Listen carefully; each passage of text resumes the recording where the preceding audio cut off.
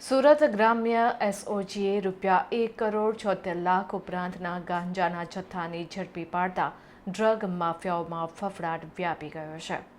પ્રતિબંધિત વનસ્પતિજન્ય માદક પદાર્થ ગાંજાનો જથ્થો ગુજરાતમાં સપ્લાય કરવાના આંતરરાજ્ય નેટવર્કનો પર્દાફાશ કરી પોલીસે કરોડોની કિંમતનો મુદ્દામાલ જપ્ત કર્યો છે.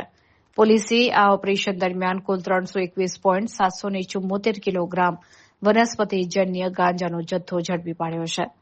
આંતરરાષ્ટ્રીય બજારમાં જથ્થાની કિંમત અને અન્ય વાહનો મળીને કુલ ₹1,76,00,000નો મુદ્દામાલ સુરત ગ્રામ્ય એસઓજી દ્વારા કબજે કરવામાં આવ્યો છે. આ ગુનામાં સંડોવાયેલા બે મુખ્ય આરોપીઓ સાહિલ રઝાક પઠાણ અને અફરોઝ અયુબ પઠાણની સ્થળ પરથી ધરપકડ કરવામાં આવી છે. પોલીસ તપાસમાં ખુલ્યું છે કે આ નેટવર્ક ઘણું મોટું છે. આ કેસમાં અન્ય સાગરીતો જેવા કે અરબાઝ અયુબ પઠાણ, આલોક અને ભીમો નામના શખ્સોને વોન્ટેડ જાહેર કરવામાં આવ્યા છે. આ ઉપરાંત પિકઅપ વાનમાં ગાંજાનો જથ્થો લાવી ટ્રકમાં ભરી આપનાર અન્ય 2 અજાણ્યા ઇસમોની શોધખોળ પણ તેજ કરવામાં આવી છે.